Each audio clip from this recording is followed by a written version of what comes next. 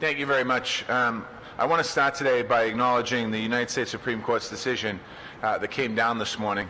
The court blocked the Trump administration's attempt to end the DACA program for Dreamers who were brought to the United States as children. This is a good ruling for our city and our country and many residents of our city. Nearly 4,500 DACA recipients are in the Boston area. They are neighbors, they're our friends, they're our co-workers. Many of them are on the front lines and essential workers responding to the COVID-19 crisis. Our city has embraced DACA recipients and supported the efforts to expand DACA under President Obama. We signed onto an amicus brief that urged the Supreme Court to take this vote that they took today. I am encouraged by today's decision, but this is only a temporary solution. We need to pass the DREAM and Promise Act at a federal level, which will provide lasting immigration status to many people who have been part of our community and our country for decades. And this is not a Democrat or an American decision. This is an issue for all Americans. And again, I want to thank the Supreme Court today. The latest COVID-19 numbers in Massachusetts as of yesterday, the state reached a total of 106,151 cases, a one-day increase of 266 cases. The state now has confirmed 7,734 people who have died, and that's up from 69 from the previous day. Boston's numbers, as of yesterday, I don't have today's numbers yet, were recorded at 13,235 cases, a one-day increase of 29 cases. We've confirmed 8,296 people have fully recovered from COVID-19 in the city of Boston. 689 people have passed away. We recorded 6 new deaths yesterday, and people are still struggling, so I want to let you know we're thinking of you and praying for you as a city, folks that are sick, and to all the families that lost loved ones. Our hearts and prayers certainly go out to you. We continue to monitor the data closely, and the trends continue to go in the right direction. I spent some time talking today with Marty Martinez, Chief Health and Human Services, to go over what we're seeing in trends and what we're seeing potentially down the road. Obviously, we don't have a crystal ball. We can't make decisions or we can't make real positive assumptions of what's going to happen in the future, but certainly it's something that we're monitoring very closely. This week, we met an important benchmark. The overall positive test rate is down to 19.6%. That's the first time that our test rate in the Commonwealth and the city has fallen below 20%. That number has been one of our key targets for continuing the safe reopening. We've done it by taking collective precautions and by expanding access to testing, especially in hard-hit communities and vulnerable populations. The positive test rate for last week was just 2.7%. We also got reassuring news on large gatherings and demonstrations. Last week, we set up pop-up testing for sites in Roxbury and invited anyone who's been out gathering to get tested. Nearly 1,300 people got tested, which I was very happy to see. And the positive rate was just 1% in those testing, where those tests happened. Testing sites are open to anyone, so we can say with certainty that it represents protesters as well as groups of people. This is all positive news to have. I know the state is beginning testing sites as well around the Commonwealth for anyone that has gone to protest in other parts of the Commonwealth. Anytime that we see a protest, I see a protest, we've seen a very high rate of face coverings.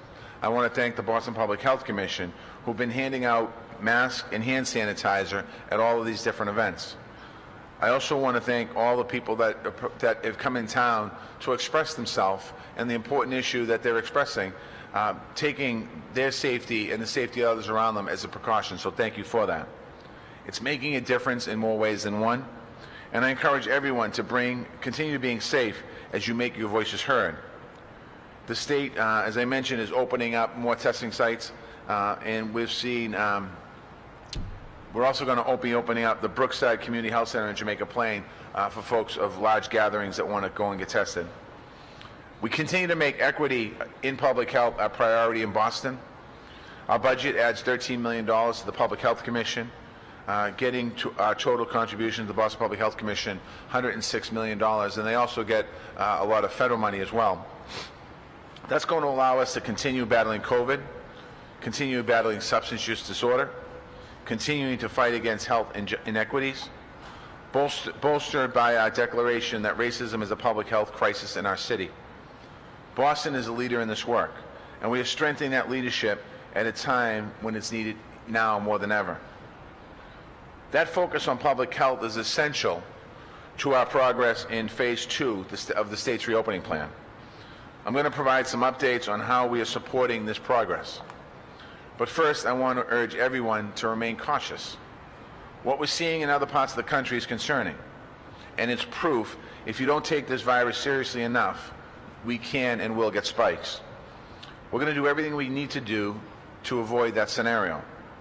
We're going to continue to track data and follow the science every single day.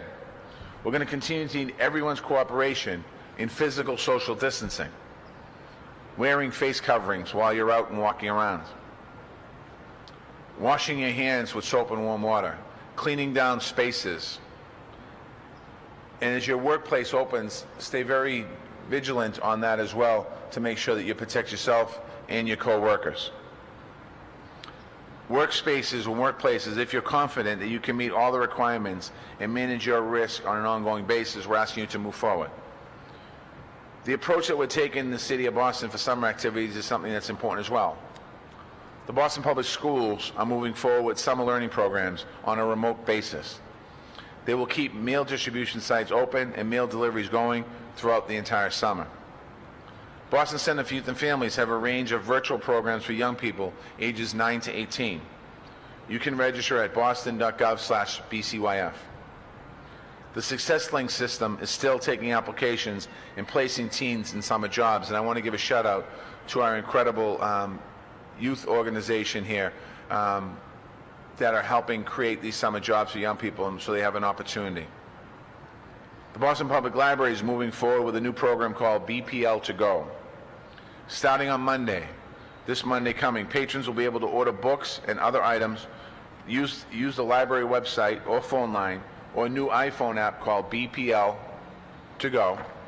You'll be able to safely pick up the items and return them using bins outside the libraries. This program is going to launch at the Central Library in Copley Square, the Mattapan branch, the East Boston branch, the Codman Square branch in Dorchester, and the Jamaica Plain branch. And then we're going to roll out other branches as we move forward. You can find all information on these programs and reopening of our libraries at bpl.org. I have another update on BPL's work that shows the incredible role of our libraries play in the lives of our residents. We have a pilot program. It's called Career Online High School.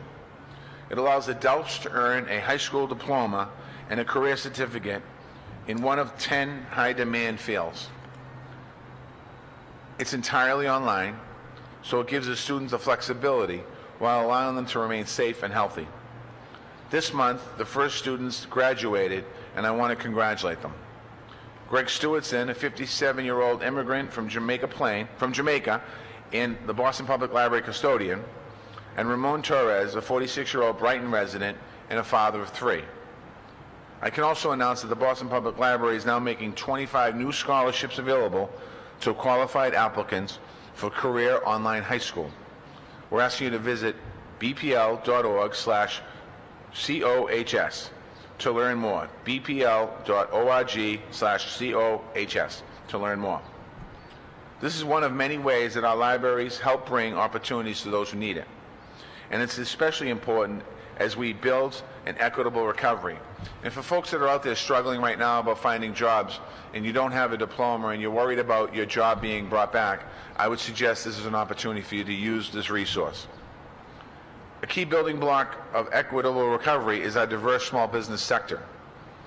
Today I can also share some updates on existing programs as well as announce a new resource. So far we've made $13.5 million available to small businesses for financial relief and safe reopenings. Our Small Business Relief Fund has distributed over $5.9 million to over 1,600 small businesses across the neighborhoods in our city. More than 50% of those businesses are businesses owned by people of color. They are restaurants, they are stores, they are hair and nail salons, they are gyms, child care providers, home health aides, and many other businesses. We also have the Reopening Boston Fund for things like PPE, partitions, cleaning supplies, and other safety measures that are needed to open up different businesses. This week, we're sending out grants to 473 small businesses totaling $846,000. The fund is still accepting applications. We have a number of online guides and resources for small businesses impacted by COVID-19.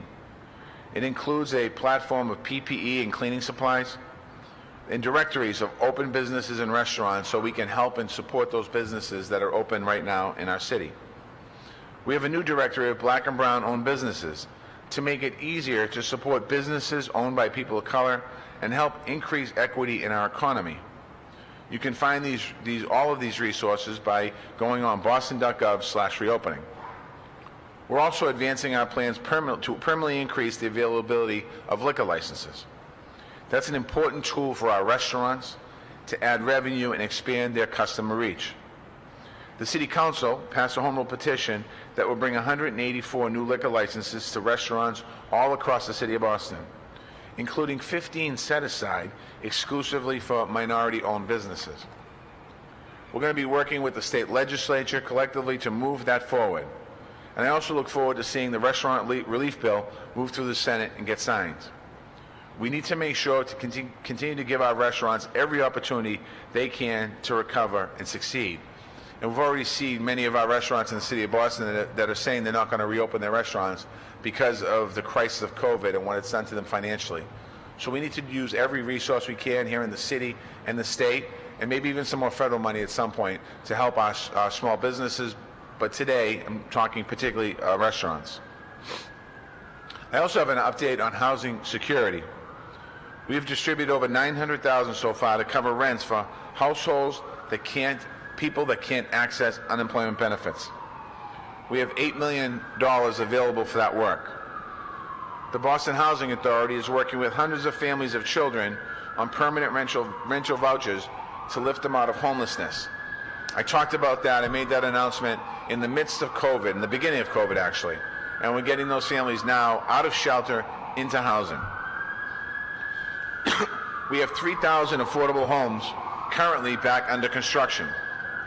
And last week, we launched our new One Plus Boston mortgage program. This is a first-time homebuyer program we created using the funds from the Community Preservation Act. It has low interest rates as well as down payment and closing help. It's going to help families buy their first home and start them to allow them to build their own wealth. Our goal is to create 1,000 new homeowners in the City of Boston. We're asking you for information. Contact our Boston Home Center if you're interested. Even if you don't think you're eligible, contact the Boston Home Center because we have programs that might be able to help you. As a reminder to anyone who's struggling with mortgage payments, we're asking you again to contact your lender to see what programs they have to offer. Many of these programs that the lenders put in place were in place during COVID, and if you can't access these programs after COVID. So we're asking you to contact your lender. We have an agreement to prevent further foreclosures, but you have to reach out to let your lender know that you need help. We're also not neglecting the roles of arts and culture in recovery. We've been activating public spaces in a number of safe ways. Public art is essential to that work. So our public art projects are moving forward while following public health guidelines. 24 new projects have received grants through our transformative public art program. It includes 61 artists who will be painting utility boxes as part of the Paint Box program. We also have 2 new murals going up this summer, one in Newmarket and one at Madison Park High School. One thing that we're asking is when you see the artists working on the mural on the utility blocks, please be respectful. Maintain physical distance and recognize that this is someone who is working and sharing their talent with all of us here in Boston. We look forward to seeing how many of these projects will enhance our communities and revitalize our neighborhoods. I'd like to thank the artists in the city who are making this happen. The Boston Resiliency Fund continues to get resources to communities in need. This week, we're distributing 17 grants to 17 organizations, totaling nearly $500,000. Recipients include youth summer programs and community-based organizations like the High Park Pantry and the African Bridge Network. We also have some new data on the fund's impact. We've raised over $32 million, released over $20 million into our communities. Those funds have gone to 247 nonprofits. 46% of those nonprofits led by people of color, 57% of those nonprofits led by women. Their work has helped over 225,000 Boston families in every single neighborhood in our city, with a heavy concentration in the communities harmed the most by this historic and systemic racism. The end result includes COVID testing expansion to 18 community health centers and telehealth services at 21 health centers. 1.8 million meals to organizations like the Greater Boston Food Bank and Lovin' Spoonfuls. 130,000 bags of groceries given to families and 7,200 gift cards for families to use at grocery stores. $1 million in direct financial help to families who were left out of the federal assistance program. 55 unemployed workers hired for food distribution. 20 minority-owned restaurants paid to cook meals so they could keep their doors open. A month's supply of diapers and formulas for 1,000 families. 8,000 Chromebooks for our students. And nearly 1,000 child care seats for essential workers. I get asked sometimes, what are you doing differently than other cities? Many things that we are doing are in parallel. As I talk to other mayors, we learn from each other. But very few cities have created and sustained a resource of this size, efficiency, and equity. I'm proud and very grateful to the donors, the nonprofit partners, and the staff who make it work. And I just want everyone to take a minute to think about the impact of this fund. If we didn't have this fund, 1.8 million people wouldn't have been, 1.8 million meals wouldn't have been served. 7,200 gift cards wouldn't have been given out. The impact, we wouldn't have testing in all of our health, most of our health centers. So the impacts of this fund has been really deep. I want to close by recognizing some important annual events in our city and our country that we're not able to have this year and in celebration, but we have to take time to honor our traditions and reflect on their meanings. Yesterday was Bunker Hill Day and the 245th anniversary of the Battle of Bunker Hill in Charlestown. That's an important day for our neighborhoods of Charlestown and for the United States of America. It helped turn the tide of the revolution, and it helped establish Boston as a hub of American history. We look forward to returning of that tradition and those events, and especially the parade next year. Yesterday was the 48th anniversary of the Hotel Vendome fire in the Back Bay, when 9 firefighters died. There's a memorial on Commonwealth Ave that I encourage everyone to visit at some point. This past Sunday was the first fire memorial service at the Forest Hills and Fairview cemeteries. It's a time to pay our respects to all the firefighters who have passed. And I want to thank the firefighters who protect our city today. Tomorrow is Juneteenth. It's a monumental day for our nation and our city.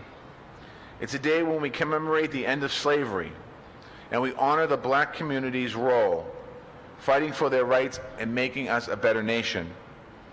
Tomorrow we'll be raising the Juneteenth flag at City Hall to honor the history of our black community. And we'll have a website up at boston.gov/Juneteenth to share some information and resources. Normally, I would be joining community celebrations at Franklin Park and everywhere else in the city. This year is different. But Juneteenth is as important as it ever has been, because the legacy of injustice and the fight for freedom continue today. We have come a long way in Boston, but there's so much more work to be done. We started taking some steps last week, and there's more that we'll be taking in the future weeks. But I want to urge everyone from every race and every background to reflect on what this holiday means. Reflect on the suffering and the injustice of the black people experience and continue to experience. And reflect on the history behind the issues we face today.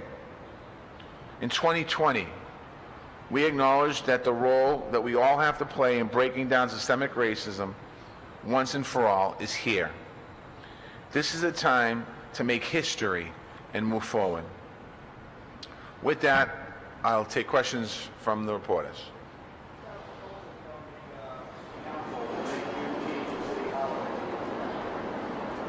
Yeah.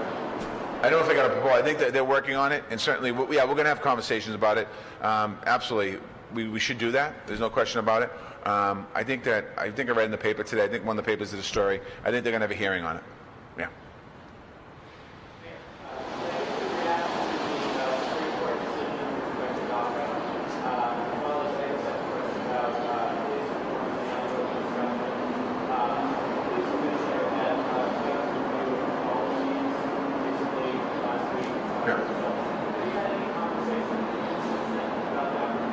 Yeah, two questions, maybe three questions there.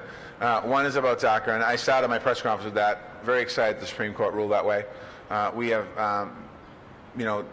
that relieves a burden on so many people in our city.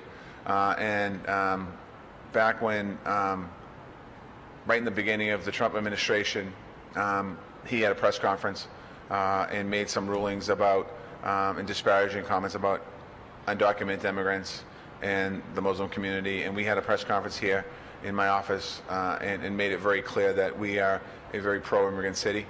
I'm a son of immigrants, and 20% of the residents of our city are foreign-born. So with the DACA news today, it was very exciting. Now I'm calling on Congress to pass the DREAM Act in supportive of that and calling on them to pass it. The second question was about the reforms and where do we stand on the reforms. And last week at this podium, I made two announcements. One was, I made more than two announcements, but a couple were, naming racism as a public health crisis in Boston. In our budget that's going to be in front of the City Council on Wednesday is an important vote because the funding for that declaration and actually putting money into working is part of that budget. So that's an important piece of the budget. The second piece, there was several points of reform. One was I formally last week signed on to the Obama Pledge, and there's 4 points there. There was also 8 can't wait. I think you're referring to that, 8 can't wait. Commissioner reviewed those policies. I believe 7.5 out of those 8 he's instituted. When I say 7.5, the number 8 policy was about shooting a warning shot off before a police officer discharges their gun. We have to look into that. You can't shoot a warning shot off, not in an urban area. I mean, you put too many people at risk. So I think that's the one aspect that they're still working on. They also added a ninth bullet point, if you will. And the 9th bullet point was that in a situation where officers are perceiving that an officer is using aggressive use of force, they can intervene. An officer can intervene. So we added that in, and that's a program, that's a national program that we're going to be implementing and training our officers. And then I believe it's tomorrow, the task force that we put together to review the procedures of the police department. Tomorrow's their first meeting. So they're going to be reviewing the current status of our police department. I don't have the exact dates, but they have an ability to have a 60-day review, present it back to the public for public feedback, and then 30 days later instituting some of the recommendations coming in that committee. So we're going to see what it comes up with. So we'll see as that moves forward. And I just want to touch upon real quickly. I mean, one thing that when I became the mayor in 2014. We looked at the rules and regulations and procedures in the city. We made a lot of changes in that, in policy and the way we train officers, as far as de-escalation on racism. And I think that there needs to be an acknowledgement of some of that work that's been done in the city of Boston over the last, and I mentioned it here last Friday, I believe it was, but our arrests are down in the city of Boston 33%. Most people don't think of that as a big thing, but that's a big number, and it's a big thing because it's about trying to lift people up rather than lock them up. It's about dealing with a situation that's in front of you, dealing with how do you de-escalate it, and how do you make a situation where you don't have that. Complaints against police officers are down 41% in the city of Boston from 2013. Aggressive use of force against police officers down by 50% since 2013. All of this should be reviewed again because there's room for improvement in every single number, and I think that's really important. they've taken 5,000 guns off the street. And, this past weekend, fireworks are all over the place, and it's not just a Boston issue. It's a nationwide issue from what I'm hearing. But in Boston, our neighborhoods, you have put up with a lot of noise over the last few weeks. I've received several calls from city councilors asking me for additional police in the neighborhoods to deal with fireworks. So again, I think that in a situation like that, which is a great example of having police presence in the community and helping us, that goes deeper than the police. That's a bigger issue. I received a flyer, and we're looking into it. I received a flyer at my home to buy fireworks. I think everyone in Boston has. So that's not a police solution. That has to be a greater solution. So again, on some of this stuff, a lot of this stuff has to be reviewed and worked forward. So thank you. Yeah. No, I haven't talked to the commissioner about it. I mean, I'm not necessarily concerned about the head of the union on that. I want to see what the commissioner thinks about it. I mean, the union obviously have an opinion, and I don't mean to sound like I'm going to just not listen to them, but I think that it's something I'm going to talk to the commissioner about. I have not seen the bill yet. There's been a lot announced that they're going to do, but until you actually see a bill, the facts are in the details. I mean, right there you have to see what the bill is. I mean, by simply creating a certification program, well, that's great. I commend people for doing that, but we might need a little more. So I think that I want to see what the bill looks like, and that's something that's important. Some advocates have pushed for a civilian review board of alleged police misconduct. Do you support that idea? We have something similar in the city of Boston. We have a civilian review board. It's a co-op board. The only difference is they do not have subpoena powers, and that's something that I'm sure that this task force is gonna look at. And I've already said that whatever they come back with, probably all the recommendations that I'm going to be getting, I'll be supporting. What is the process to make something a city holiday? You have to close all the buildings, pay people for the holiday time off. When was the last time you had to look into doing something like this, and what would you do? Yeah, the question is, I should have repeated the question. The question that Danny just asked from the Boston Globe that I just answered was about civilian review board, and I explained that one, so you get that answer. This question is, how do you make Juneteenth a holiday? And as a matter of fact, like 3 minutes before I came down, we were investigating it. It really has to be a state law that has to go on the books, and we would have to look at it. So if we were to create a holiday, just put Juneteenth out, any holiday, it would add to costs in the city because it's overtime. And we would have to work it into all the contracts. We wouldn't be able to do it for tomorrow because of those challenges, but it would have to be a state legislative change. They'd have to deem it a holiday that would support. I mean, I support it. If the legislature does it, I support it wholeheartedly. But we'd have to look and seeing how does it happen? Does it fall on a date? Does it fall on a weekend? Does it fall on a Monday? Like, the date might be in the middle of the week, but the holiday actually, what date's the holiday? So there's a lot of conversations that need to happen about it. That's why when you brought up earlier, I should have expanded on it. It's an idea that a lot of people are excited about, and as they should be. And I think we just have to work through now the logistics of the legislature. Not the legislature, legislation. No, I was told when I came down, and I'll confirm again, so when you report on TV, but I was told that it needs to be a legislative change because it's a holiday. Some city councils this morning were talking about the city council exerting influence on CBA agreements with the police department for Mondays. Is that a good idea? Yeah, no, they absolutely do. They have the ability because they have a chance to vote the budget up or down. And in 2017, the patrolman's budget and everyone's budget went in front of them, and it was unanimous vote to support the contracts. And there's an opportunity during that time. They can't negotiate. That's not a role of the city council, but they certainly have the final sign-off on it.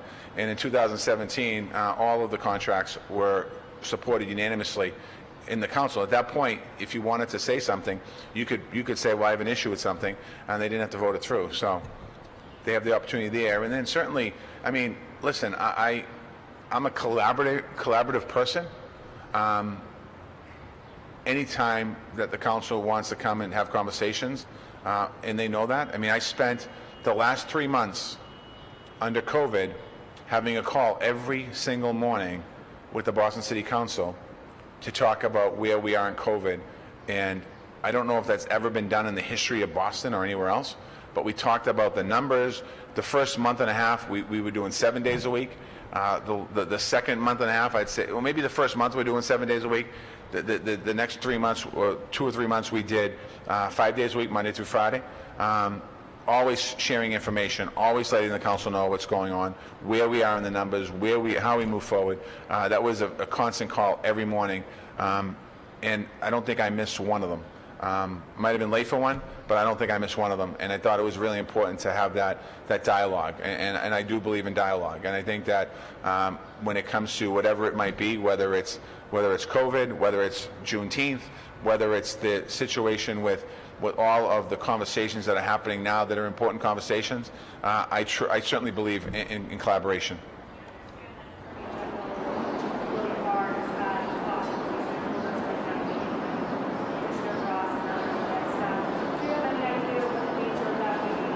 No idea.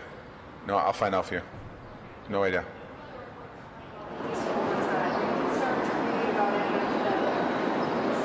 Well, I mean, police overtime is an issue that, in general, overtime is an issue that I would love to get under control. You know, when I talk about having a AAA bond rating and running a strong fiscal ship, I think the only thing you can call me fiscally kind of conservative a little bit on is the word conservative with me is on the budget, and I want to make sure that we get costs under control. If we can make sure that we reduce costs in overtime, if they can happen, certainly we can either reallocate that money to other programming, which I like to do, or distribute that money into the rainy day fund or what have you, and that's something that I take pride in. And I think that's an issue. I can't speak directly to the individual cases. A lot of those cases were prior to me being mayor. But that's something that we work on every single year about overtime costs. And honestly, some of the overtime costs they're our fault, meaning that police will be put on extra to deal with an issue that might be happening in the community. Also, Melnina, Mass Ave, we have a unit down there right now that's working on the area down there and trying to help folks get into recovery. That's all overtime. We don't have a specialty unit to that area. It's all overtime. So anytime there's police down there working, they're getting paid overtime because we're bringing in officers that working shifts in districts, their regular shift, and then when we have to put kind of a team together to work down there, it's all on overtime. So some of that stuff we have to look at and how can we reallocate some of the money. So it's not. The story today was, it's great. It's I guess a fair story, but it didn't necessarily tell the whole story. Didn't give the whole picture. Do you have any concerns about the governor's bill and obviously lives of police officers involved in the ability to certify them and decertify them? I was talking to a rep last night. The question is, do I have any concerns about police officers' bill? On the face of it, we just need to know the details. What does decertification mean? I mean, how do we get to that? Because I'm assuming at the point of decertifying a police officer, they've already had an issue with the districts, meaning the departments, which is Boston. I was talking to a state rep last night, and one state rep was just, concerned because they had some issues that weren't part of the conversation yesterday. Again, it depends on what the bill is. I don't think the bill is just certification bill. I think it's more of an inclusive bill with other aspects. Danny talked about civilian review board. There's a piece of legislation, I believe, at the State House that has civilian review board up at the State House. And I think that, when you think about what's happening at the state level, it's dealing with all 351 cities and towns and as many police departments as we have with the MBTA and other police departments.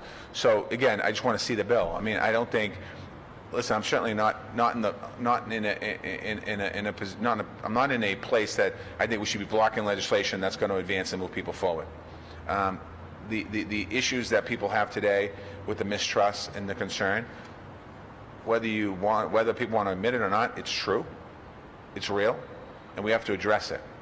And one way of addressing it is through legislation, which I think is important in changing policy. But it's not about just changing policy and legislation. It's how do you make sure that the officers and everyone understands what that means. And I think that has to be acknowledgement by everybody. And as we move forward here, we'll be working on that. All right, everybody, thank you.